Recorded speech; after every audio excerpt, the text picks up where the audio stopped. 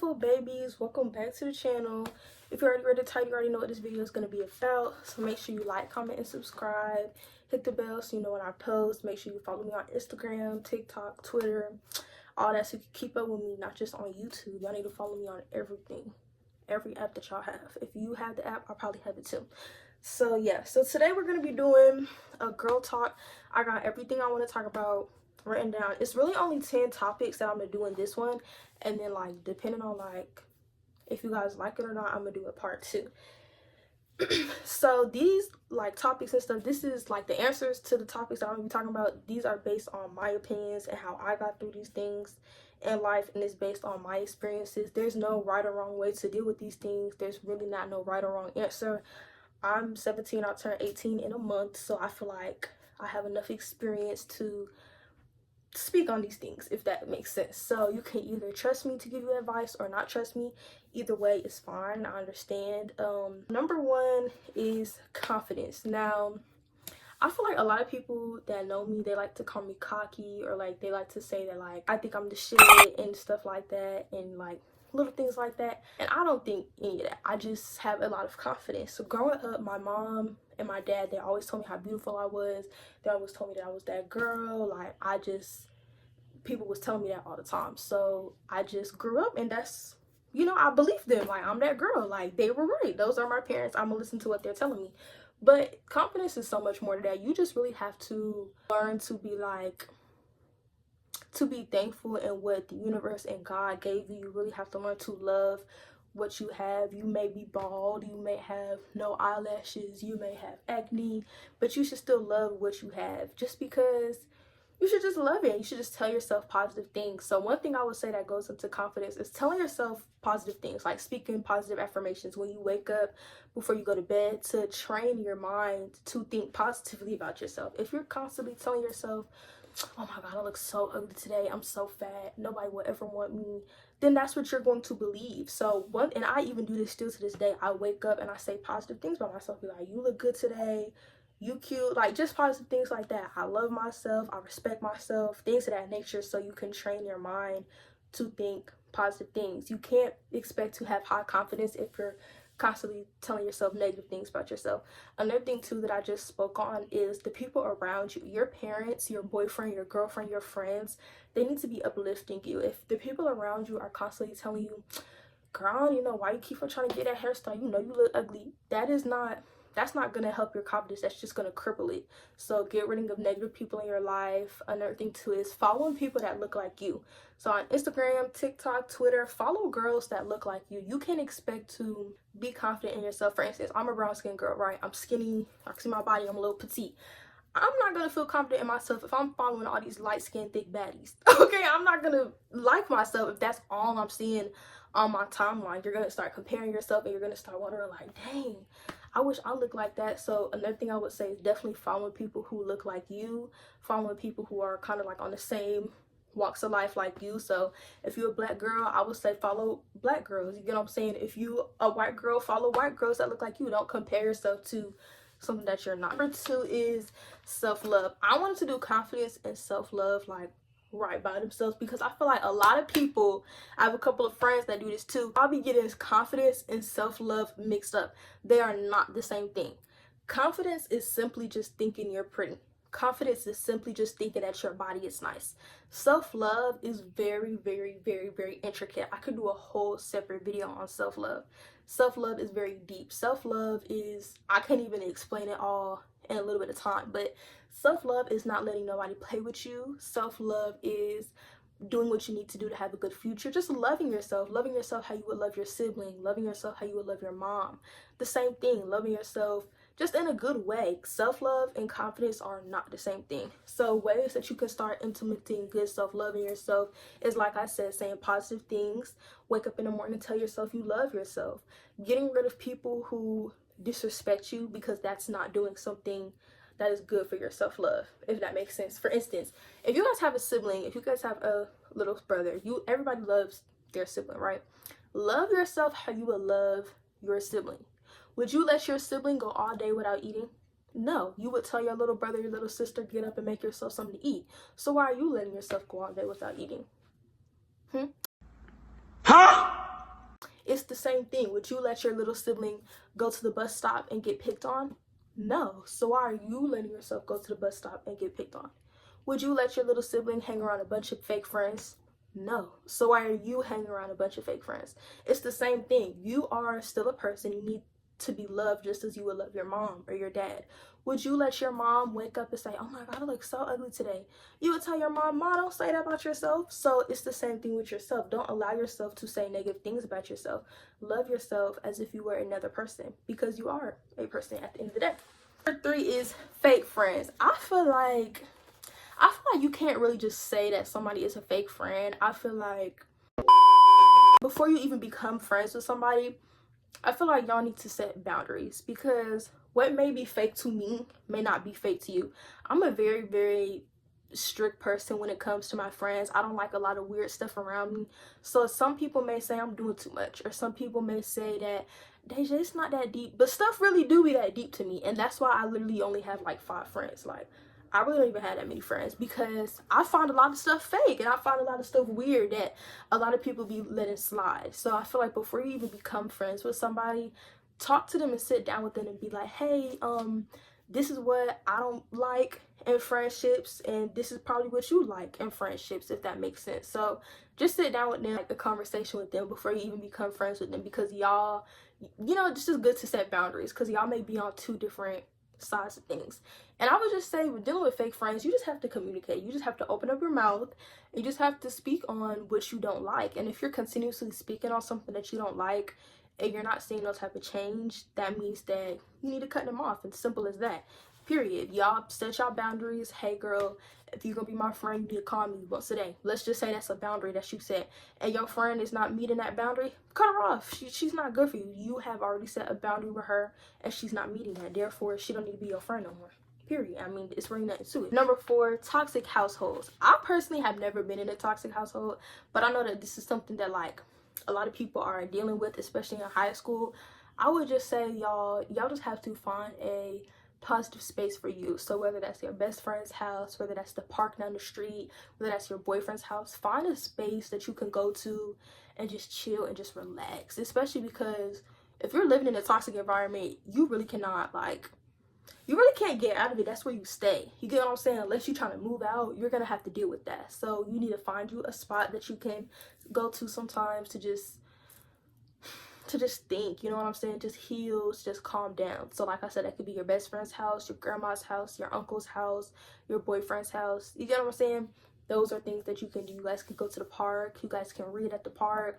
Your job can even be your place where you go to chill. So just find a spot that you can go to distract yourself from all the negativity that's going on at your home.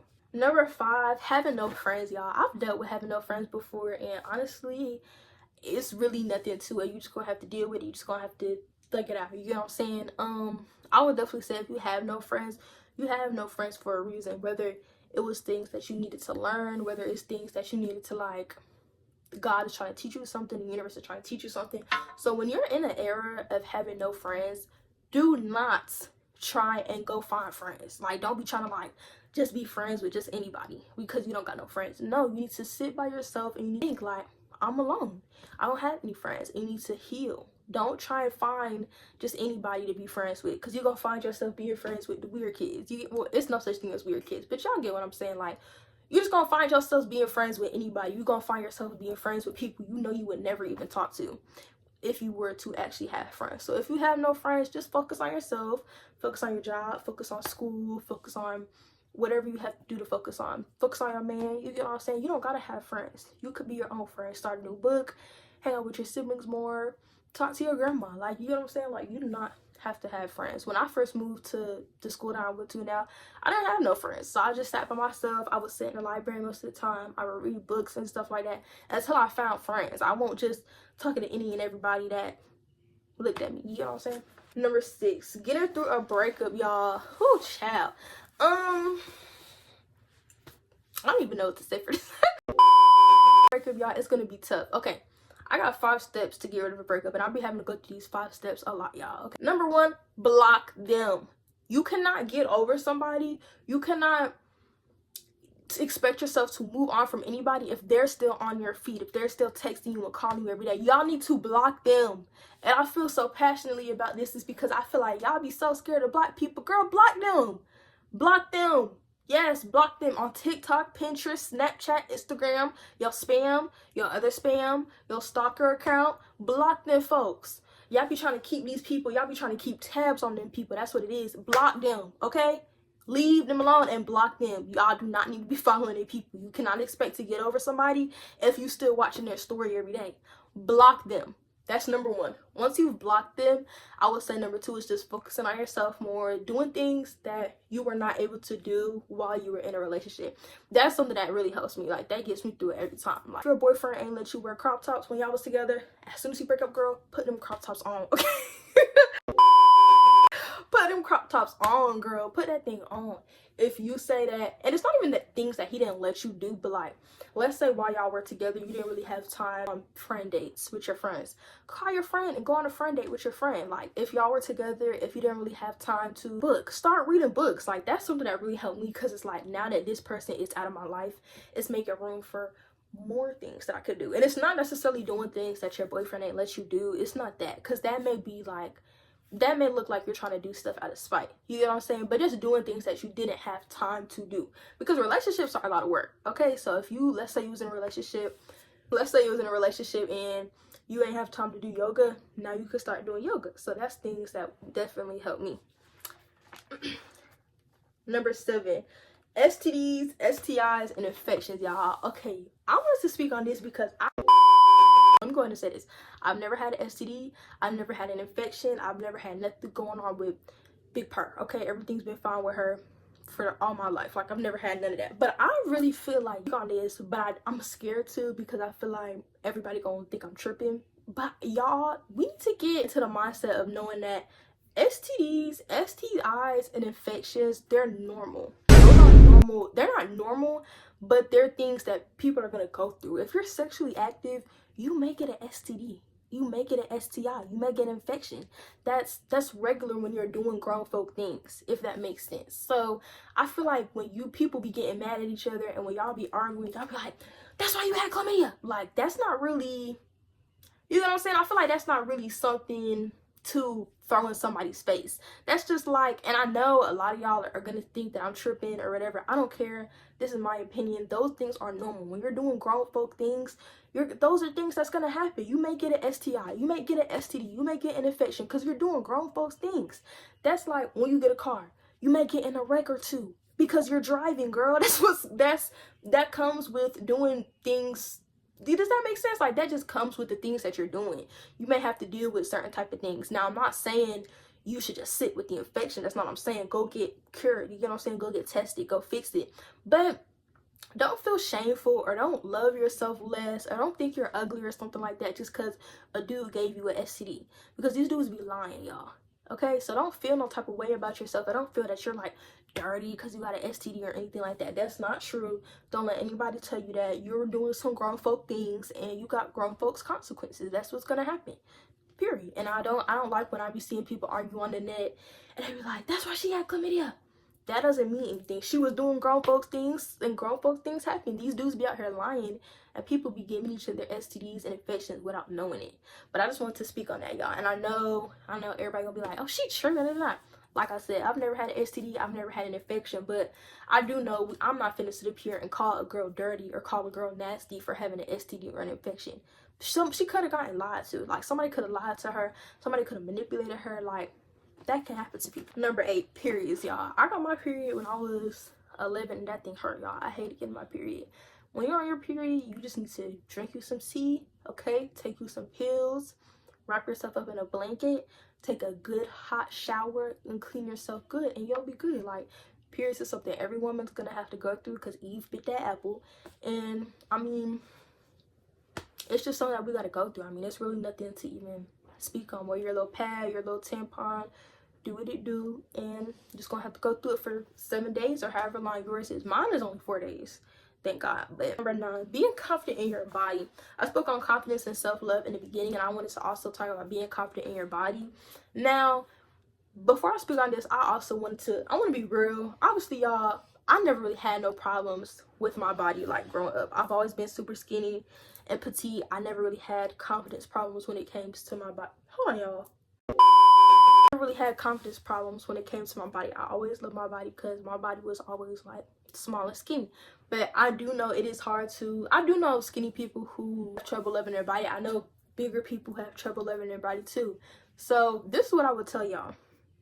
If this gives you some type of security, then sit with this. There are people out there who is shoving food down their throat trying to be your size, and it's also people out there who's throwing food up every day trying to be your size. So just be thankful with what you have. If that gives you some type of confidence, some type of security, then sit with it. Just be thankful with what you have. If you have a little gut, be thankful that you got a little gut, because there's a girl out here eating 6 times a day trying to get your gut. If your butt is super duper big and you hate having a big butt, be thankful, because there's some girl doing squats in her room 100 times every night trying to get a butt like yours.